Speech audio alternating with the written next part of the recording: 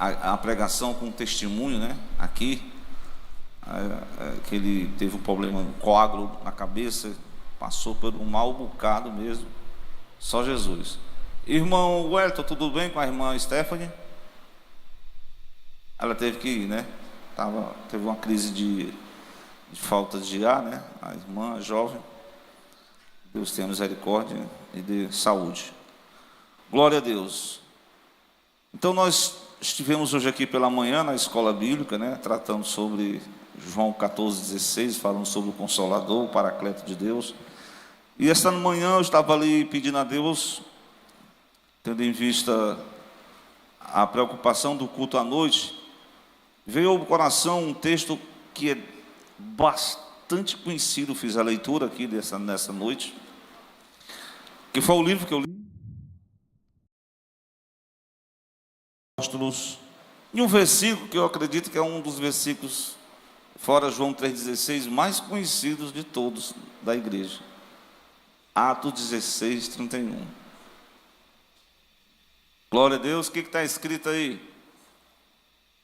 Então vai usar qual, hein? Ah, certo. Louvado seja Deus. Todo mundo já sabe até de cor, né, não? Vou perguntar aqui para as crianças. Crer no Senhor Jesus Cristo, será salvo tu e a tua casa. Glória a Deus. Tudo bem? Faltou vocês, né? Eu acabei embalando aqui. Então quer dizer que se o marido aceitar Jesus, a mulher aceita Jesus, o filho também aceita Jesus, todo mundo está salvo? É assim? Essa promessa? O Gael balançou a cabeça e disse que não. Porque a salvação, ela é uma obra, eu decido por você e você acompanha a minha decisão, não é verdade? Não é verdade? Não é assim. Mas a Bíblia diz em Provérbios 22, versículo 6, o quê? Ensina o menino o caminho em que ele deve andar. Aí depois, quando ele ficar mais velho, ele não se desviará do caminho. O bom é você seguir assim, você ser filho de crente, e ser crente também, e acompanhar todos os passos, desde a sua mais, vamos supor que vocês estão na jardim da infância, e vão depois para qual? Juniores, depois adolescentes, depois jovens, idade adulta, até envelhecer. E você nunca vai se desviar do caminho da verdade que é Cristo. É possível acontecer isso? Glória a Deus. É possível a gente seguir assim, mas quando a gente vai crescendo, né? Principalmente as crianças, os jovens, aí vem as propostas do mundo, né? As propostas do mundo. E os pais, as mães, vai dizendo assim, meu filho, assim, tem muita coisa boa no mundo, mas a proposta de Jesus é melhor do que a proposta do mundo. Então, qual é o melhor? A gente ficar na proposta, a gente fazer uma experiência, igual aquele meninozinho que, como é o nome lá da parábola, que diz assim, pai, eu cansei de ser crente, agora eu quero me sair do mundo, eu quero ir para as curtição. Você lembra dessa parábola? A parábola do filho pródigo. E o irmão mais velho, ele vai ficar aqui na casa do pai. No final das contas, vocês sabem que o irmão mais novo fez o quê? Depois de muito tempo, gastou todo o dinheiro que tinha. Quando você tem dinheiro, você tem amigos, mas sem dinheiro você não tem o quê? Não tem nada. Não é? Humanamente falando. E o irmão mais velho ficou muito com raiva, porque o irmão mais novo foi e gastou tudo. No final das contas, tem aqueles que nunca se desviaram, assim, que não saíram da casa do pai, mas em compensação, não tem uma mudança.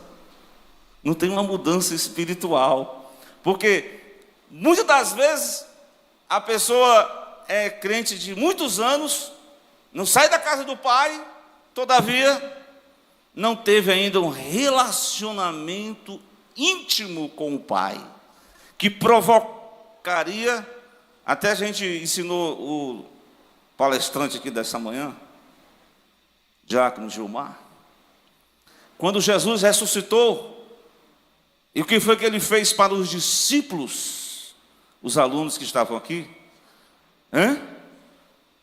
Ele fez o quê? Qual foi o texto que nós lemos lá, só para a gente reviver?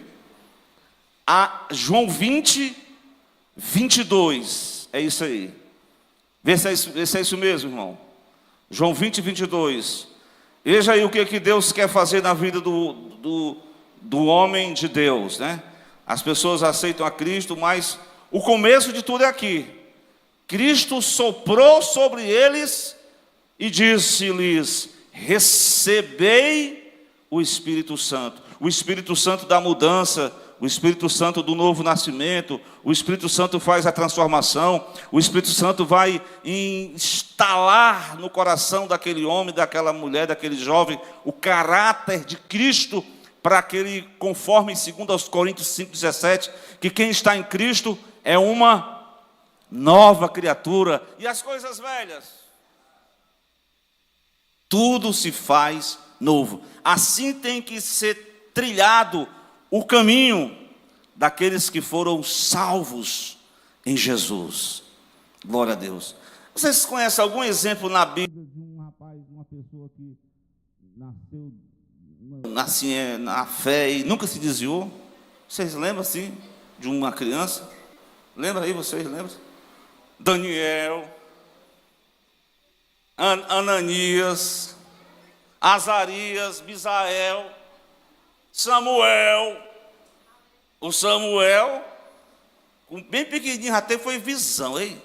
Ei, sacerdote, eu tive uma visão ali, vi uma voz dizendo assim: Samuel. Era você que estava me chamando?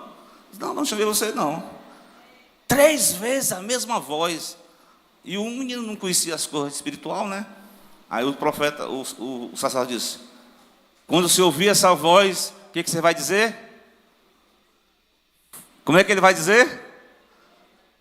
Eis-me aqui? Ou então o quê? Fala, Senhor, que o teu servo ouve. Quem está nessa noite disposto a ouvir a palavra de Deus? Então fala, Senhor, que o teu servo possa ouvir cada palavra, que possa ir ao encontro da necessidade, em nome de Jesus. Então o texto vai dizer o quê? Crer no Senhor Jesus Cristo e será salvo tu e a tua casa. Ou em outras traduções, a tua família. Mas essa foi uma resposta dada pelo Paulo a um homem que não diz o nome dele, só diz a profissão. Qual era a profissão dele? Muito boa a pergunta. Me responda aí. Ele cuidava dos presos. Então ele era um carcereiro. O carcereiro fez essa pergunta: o que eu faço para me salvar? Qual foi a resposta que Paulo disse? De novo, 31. Crer no Senhor Jesus Cristo e será salvo tu e a tua casa. Glória a Deus. Nós podemos dizer que isso aqui é uma promessa de Deus? Bem, geralmente,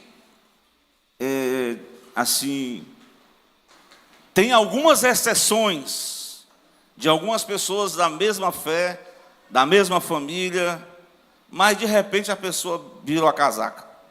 A pessoa se desviou, a pessoa foi por outro caminho, a pessoa não seguiu nos passos de Jesus, optou por outras coisas desta vida e esqueceu o caminho. Glória a Deus. Mas, ainda que ele esqueça o caminho, mas claro que a a semente foi plantada ali no coração dele, mas ele não quis seguir com perseverança nesse caminho, glória a Deus. Então, meus amados irmãos, essa é uma palavra que geralmente, né, o exemplo, até uma palavra bem conhecida, o exemplo, ele é mais eficiente do que ensino, do que geralmente uma pregação, né? Então, quando o pai e a mãe ali dão exemplos de bons cristãos, eles vão conduzindo. Claro que não tem pai e mãe perfeitos, cristãos perfeitos, mas naquilo que eles podem fazer de dar exemplo para os filhos vão ter aquela imagem daquele no seu coração. Eu me lembro daquele meu pai ali, a minha mãe orando ali no culto doméstico, né? É um momento ali na casa. Então eles vão seguir esses passos, glória a Deus. Mas, amados, a salvação em Cristo, que Deus ele quer fazer a salvação, é para toda a família, glória a Deus. Claro que o texto vai dizer: eis que eu estou à porta e bato. Lá em Deuteronômio, Deus diz assim: eu te proponho dois caminhos. Eu te proponho a vida e a morte. Eu te proponho a bênção e a maldição.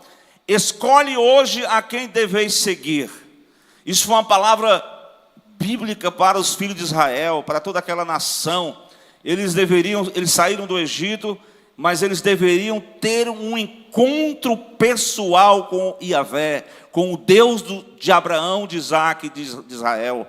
Eles não apenas seguir apenas as experiências dos outros, tinham que ter a sua própria experiência com Deus. Assim como Abraão teve a experiência com Deus, assim como Isaac teve a experiência com Deus, e depois o Israel, ou melhor dizendo, o Jacó teve a experiência com Deus. Cada um deve procurar ter uma experiência com Deus, e não apenas se basear nas experiências dos outros.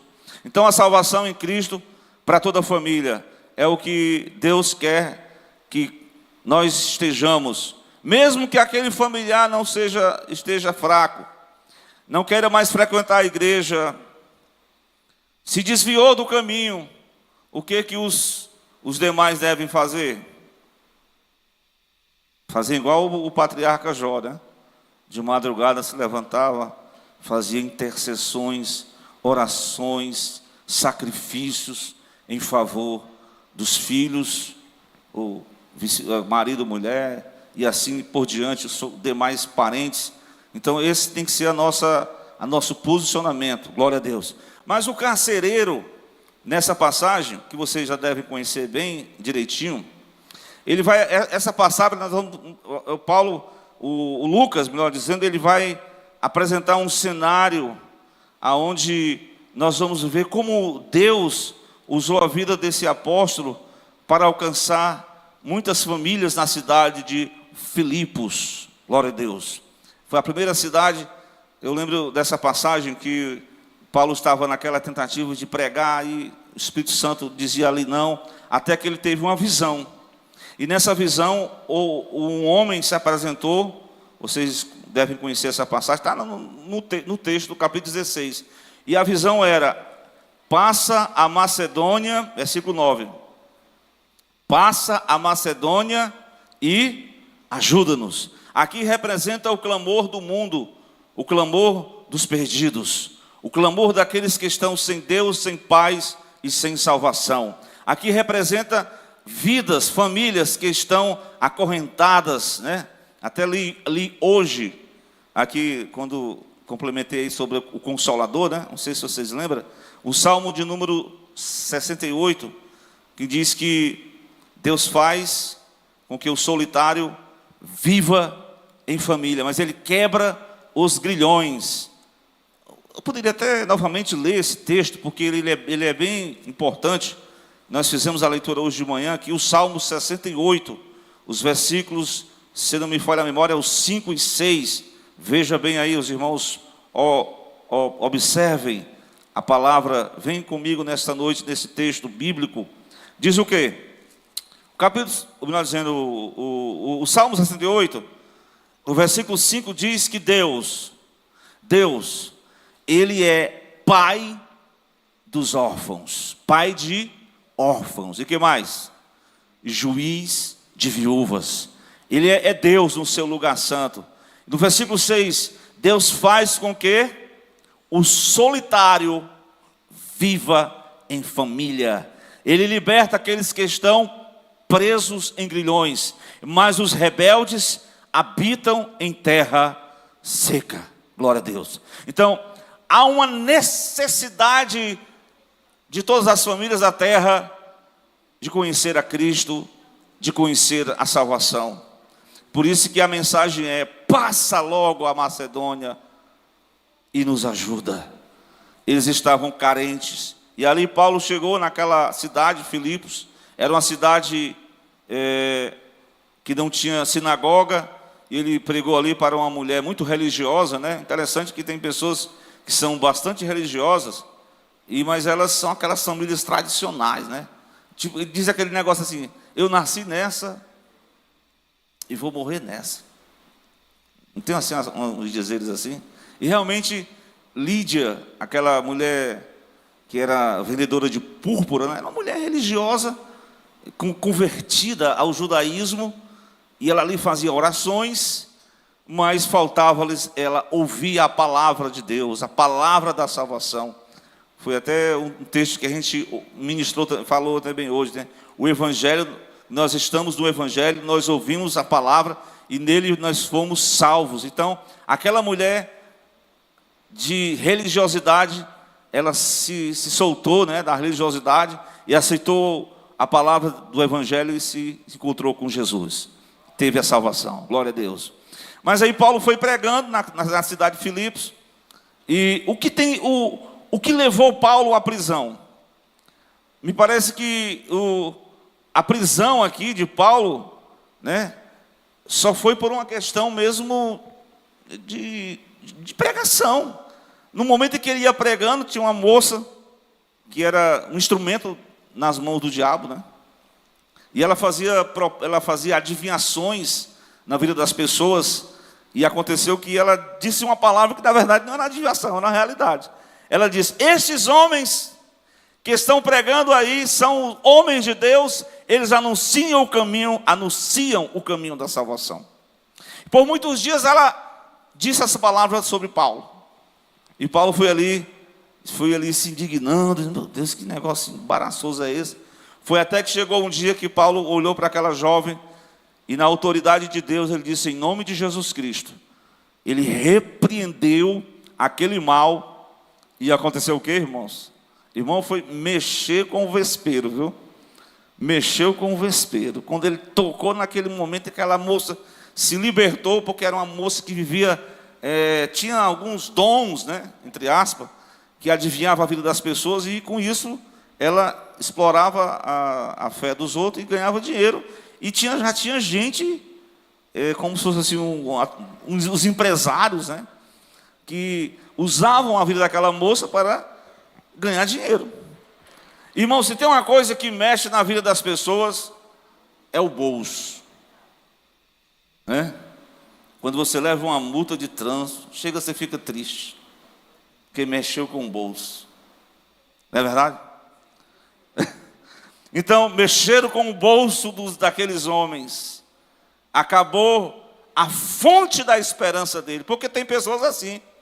Uma pessoa que não foi alcançada por Jesus, ela talvez vive nessa vida religiosa, mas ela tem que ter um real encontro com a verdade de Cristo. Talvez ela viva essa vida materialista, dependente só da questão do dinheiro. Ela se esquece de Deus, mas, na verdade, aqueles homens promoveram. Aqui entra a salvação, ela trouxe, a salvação implica libertação espiritual, irmãos. Glória a Deus. Então, quando você é salvo em Cristo, você é livre, né? Livre de opressões malignas, de vícios de pornografia, de vícios da questão de jogos de azar. Você é livre, glória a Deus, dessas coisas que aprisionam o homem, ao materialismo também a mulher. Então, o evangelho impactou na vida daquela mulher, daquela moça, e agora Paulo estava agora no capítulo 16, versículo de número 16, melhor dizendo, é o 17, como eu citei, né? Estes homens nos anunciam o caminho da salvação, são servos do Deus Altíssimo. Por acaso, essa jovem falou a mentira nessa parte aqui? Não, falou a verdade. Só que aquilo incomodou Paulo por muitos dias. E quando ele, no versículo 18, ele diz: em nome de Jesus Cristo, eu te ordeno que saia dessa moça. E naquela mesma hora, o espírito de adivinhação saiu. E os senhores, 19, viram que a esperança do seu lucro estava perdida. Foi o que eles fizeram. Vamos prender Paulo e Silas. Levaram ele. Isso aqui, Deus, ele trabalha para alcançar famílias. Para alcançar famílias, os missionários tiveram que submeter-se a uma forte acusação desses homens materialistas. Para alcançar aquela família, eles foram levados à praça da cidade. A praça, havia um mercado, e no meio daquela praça tinha autoridades, como se fosse um fórum. Levava ali uma pessoa, né? Só essa pessoa aqui já foi manietado, preso. Eles aqui são homens judeus, eles estão provocando aqui a nossa população, estão falando costumes diferentes, então vocês têm que tomar providência. E Paulo só caladinho. Paulo, interessante que Paulo não se defendeu, porque foi tudo rápido, a acusação foi rápida, de repente eles foram espancados publicamente, mandaram açoitá-los com varas. Veja o versículo 22, perceberam? Então Paulo foi acusado, foi maltratado, levou nas suas costas, ficaram ali vergões, feridas abertas, e depois ele foi acusado de estar, e realmente, na verdade, a verdade é que o evangelho de Cristo, ele é o evangelho que incomoda os que não querem nada com Deus, porque eles são contra os costumes deste mundo, sim, eles são contra o estilo de vida mundano, sim. O evangelho de Jesus, ele confronta os pecados dos homens, sim, como a irmã cantou aqui, glória a Deus. Então eles passaram por todo esse procedimento. Aqui eu posso dizer que foi um preço para alcançar uma família. Aqui um preço que o Paulo e Silas sofreram foi grande, de ser envergonhado publicamente, de ser açoitado com varas, e ali teve ferimentos, e pegaram aqueles dois homens e levaram até aquela prisão, e disse: coloque eles numa segurança máxima. Colocaram o homem, o rapaz, o homem, o senhor, o carcereiro, ele simplesmente, sem compaixão, sem misericórdia, prendeu Paulo e Silas, colocou no tronco, e ali, meus amados irmãos, o que fazer diante dessa cena? Eu ouvi a irmã cantando aqui sobre adoração, eu achei interessante, né? Porque geralmente quando é que a gente canta hino e adora a Deus? Quando vai tudo bem. Mas quando não vai tudo bem, o que a gente faz? A gente murmura, a gente reclama, a gente até fala mal uns dos outros, a gente bota a culpa do terceiro, e a gente esquece de fazer o quê? De adorar. Veja o versículo 25. O que diz o versículo 25? Paulo e Silas, depois de serem acusados, que mais? Açoitados, serem excomungados publicamente, desonrados, serem presos, mesmo assim, o que foi que eles fizeram? No versículo 25. Tudo é um mistério da meia-noite, né? À meia-noite o anjo passou lá no Egito, e cá aquelas famílias que não tinham a marca do sangue, o primogênito era morto. Glória a Deus. À meia-noite Sansão se levantou lá de Gaza e arrancou aqueles portões e foi para Hebrom. Durante uma caminhada de 60 quilômetros. E aqui em plena meia-noite, depois de estar com o corpo dolorido, de estar envergonhado publicamente, o que Paulo e Silas fizeram? Oravam, cantavam hinos a Deus. Oravam e cantavam hinos a Deus. Isso aqui tem que ser um hábito, um costume entre nós. Glória a Deus. Entre as famílias, independente das circunstâncias. Porque os salvos em Cristo, repare bem, os salvos em Cristo, eles têm dentro de si a alegria de Deus, proveniente da salvação. Amém? Você tem a alegria de Deus no coração, glória a Deus. Então, a nossa alegria não vem de fatores externos, vem da nossa satisfação interior, porque nós somos salvos em Cristo, nós temos a porção do Espírito Santo, temos a paz de Deus, então temos a alegria do Senhor. Então a alegria do Senhor é a nossa força. Irmãos, pregar isso pode ser até fácil, mas viver no cotidiano, esse é o desafio para cada família que aqui está. Glória a Deus. Então Paulo e Silas louvavam a Deus, cantavam hinos. Qual horário? Meia-noite. Por que Deus estava promovendo, preparando o cenário de salvação? Porque Ele queria alcançar aquelas famílias. Foi preciso, exatamente, né? Deus abalou o sistema foi abalado, o sistema financeiro, o sistema político daquela cidade, porque a transformação sobrenatural de uma moça, e agora Paulo está preso, está ali sofrendo, mas ele não deixa de adorar. Isso é uma lição para cada um de nós aqui, não é verdade? Glória a Deus. Como é que está o nosso nível de adoração? Glória a Deus. Irmão, o irmão está bem pouquinho. Irmão, nós precisamos melhorar muito ainda, viu? Para a gente orar mais, para a gente cantar hinos, para a gente louvar a Deus, independente de quê, pastor? Tem até um hino. Era o hino do Trazendo a Arca, né? Te louvarei, Senhor. Independente das circunstâncias. Esse daqui não é fácil não de fazer, viu? Às vezes a gente canta esses hinos, mas na hora que o negócio aperta, Paulo estava lá, mas o Silas, te louvarei, ó Yahvé, ó Deus Todo-Poderoso, cantando salmos, tributando a Deus louvor, glória a Deus. E interessante é que os presos estavam admirados, irmãos.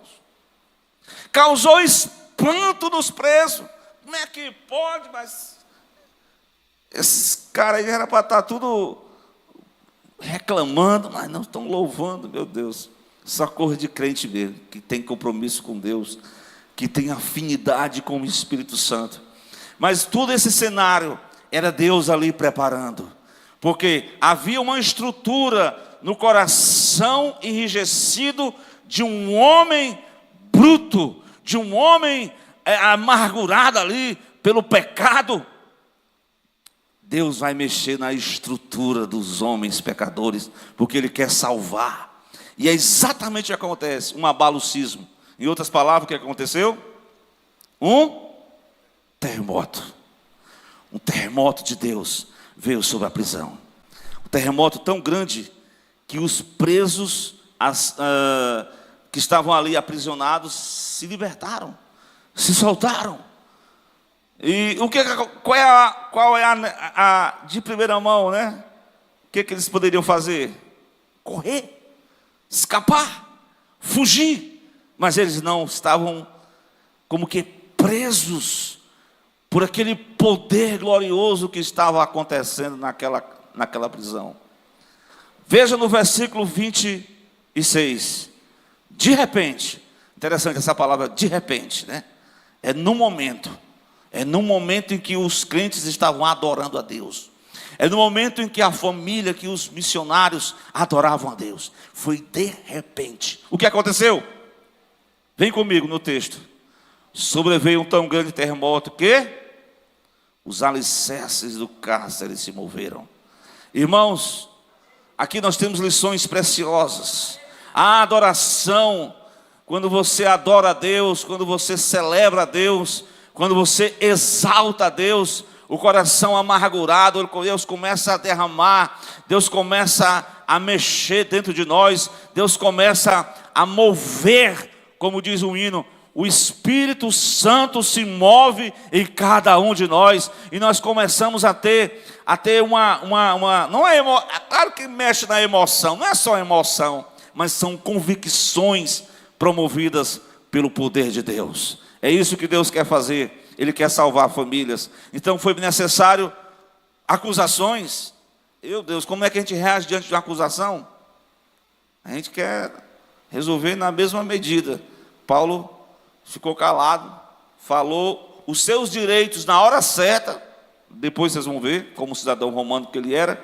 Então ele louva a Deus, ele adora a Deus, ele serve a Deus, e Deus intervém de uma forma sobrenatural. Por que sobrenatural? Porque abalo sísmico sempre acontece, mas esse abalo aqui abalou a estrutura do cárcere. Veja aí, se abriram todas as portas, foram soltas todas as prisões, ou seja, o caminho estava livre. Quando Deus intervém, aquilo que está aprisionando a vida do crente, glória a Deus, Deus queima todo o mal, tira toda a dificuldade, e nós somos livres em Cristo, glória a Deus. Então, o que a adoração não faz?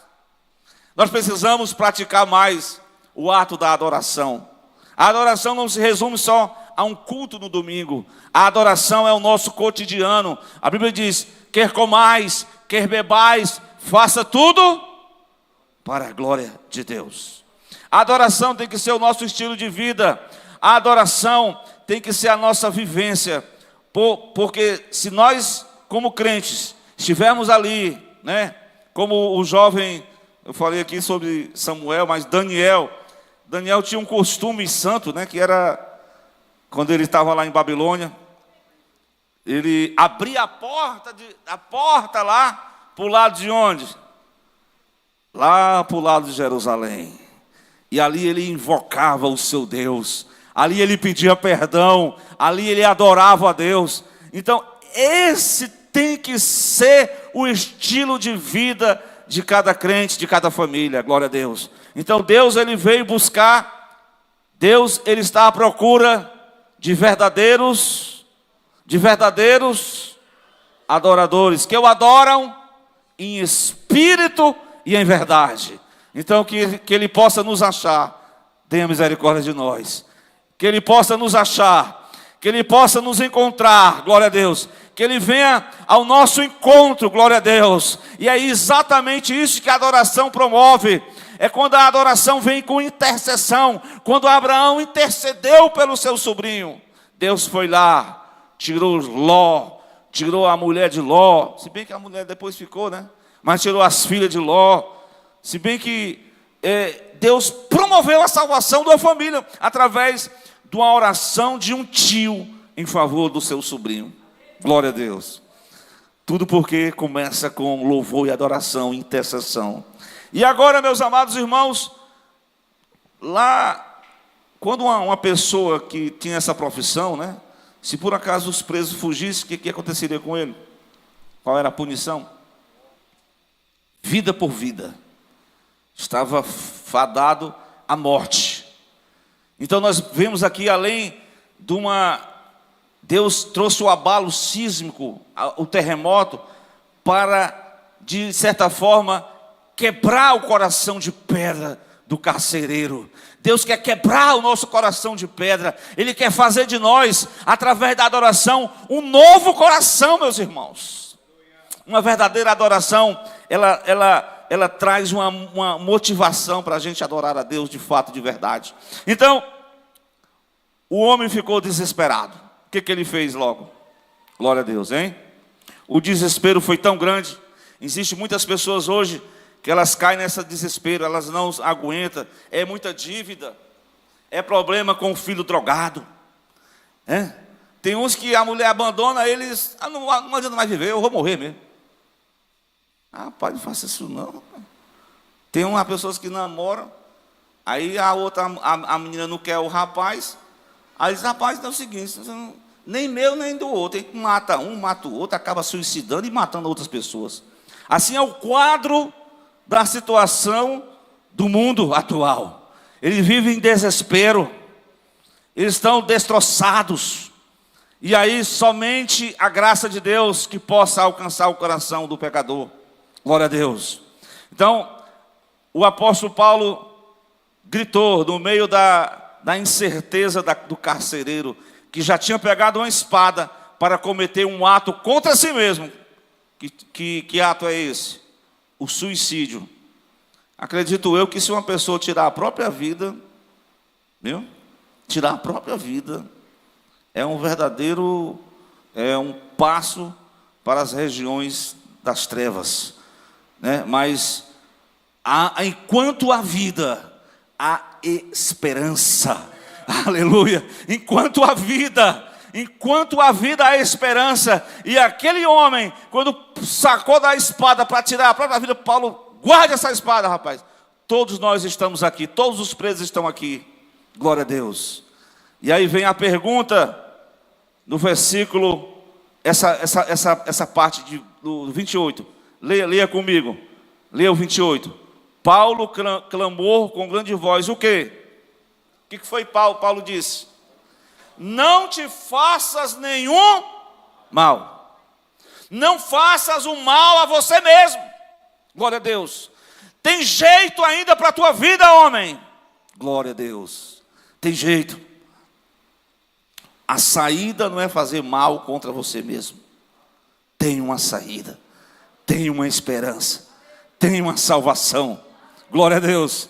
Tem um escape. Louvado seja Deus. Não te faças nenhum mal.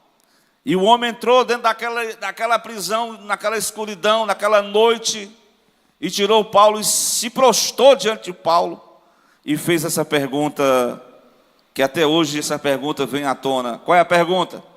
Senhores, que é necessário que eu faça para me salvar? O que eu tenho que fazer para me salvar? Eu tenho que andar de joelho? Eu tenho que fazer penitência? Eu tenho que acender isso, fazer isso, aquilo? Eu tenho que doar a curva para os pobres? Não, não é assim não. Salvação não é depende de méritos. Salvação é individual. Salvação é pessoal. Salvação é pela graça sois salvos, mediante a fé. Isso não vem de vós, é dom de Deus. E a resposta que Paulo dá é o versículo que todos nós conhecemos, no versículo 31, que diz o quê? Vamos concluir com o versículo? E eles disseram: crê no Senhor Jesus Cristo e serás salvo, tu e a tua casa. Tu e a tua casa. Glória a Deus. Irmãos, que tristeza será para aqueles filhos de crente que não se encontraram com Jesus, que não deram valor à salvação, e essa palavra não foi aplicada nessa casa, nessa família. Glória a Deus. Então, mas veja bem, não foi assim no automático, foi salvo no automático, foi não. Porque no versículo 32, vai dizer que pregaram a palavra do Senhor e todos que estavam em sua casa. Todos ouviram de bom grado a palavra. Que palavra é essa? Uma palavra bem simples. Cristo, Deus, através do seu Filho, foi enviado ao mundo para morrer na cruz, e pela morte de cruz, Ele apaga, Ele remove os nossos pecados, Ele foi ressuscitado, e Ele foi assunto aos céus, e Ele voltará outra vez, glória a Deus. Então, a palavra da salvação é essa. Então aquelas pessoas creram, e eles foram batizados nas águas, glória a Deus. E quais são, como é que eu posso dizer, quais são aquilo que comprova, que autentica, porque a salvação não é pelas obras, mas o salvo, ele pratica as boas obras. Veja aí que o carcereiro começou a primeira coisa que ele fez, sabe o que foi? Com Paulo depois, O que foi que o carcereiro fez na vida de Paulo e Silas? Tratou das feridas. Se você magoou alguém no passado, se você feriu alguém, retrate. Glória a Deus. É momento de retratação. É momento de sarar as feridas. Não podemos continuar numa vida salva em Cristo com feridas. Precisamos tratar as feridas. Glória a Deus. Segunda atitude do carcereiro, qual foi? Convidou Paulo e Silas para um jantar naquela noite. Tratou das feridas, sarou as feridas e tratou de alimentar.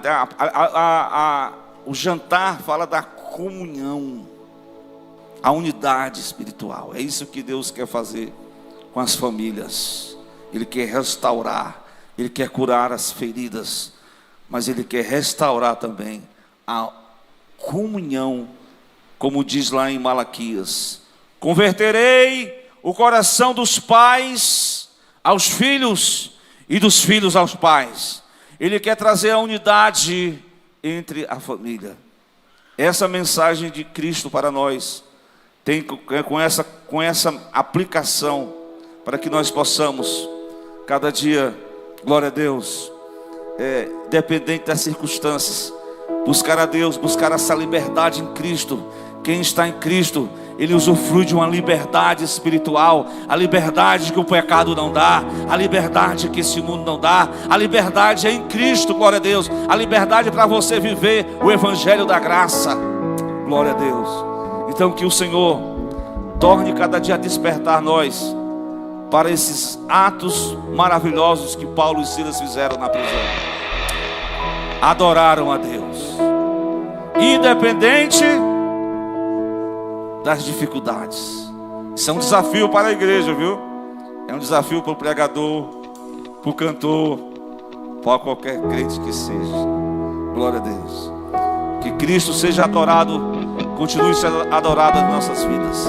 Que continuemos orando pela salvação daquele crente que está fraco, daquele irmão que não está afastado, daquela família que está desgostosa, que está ferido, que está magoado, para que o bálsamo de Cristo derramado na cruz, o sangue, possa ser derramado e possa curar essa ferida, e possa trazer a restauração, e possa trazer a comunhão novamente. Glória a Deus, amém. Quem vai louvar, Júnior? Aqui está apóstolo aí para louvar. Pode louvar aqui. Deus abençoe.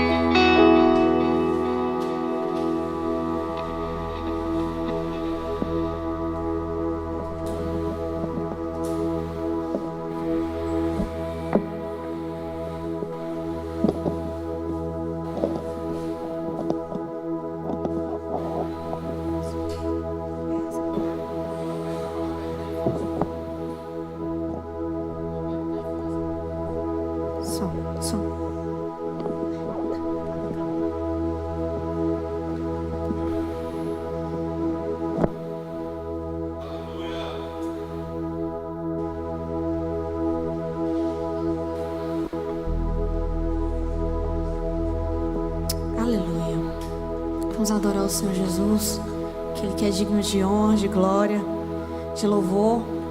E assim como foi ministrado, independente das circunstâncias, das dificuldades, que nós possamos louvar o Senhor Jesus, porque Ele já foi capaz de se entregar numa cruz por nós, e tudo Ele já fez por nós, e nós devemos tudo a Ele, e Ele não deve nada a nós.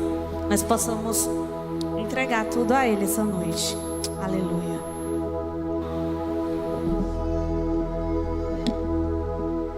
Aleluia.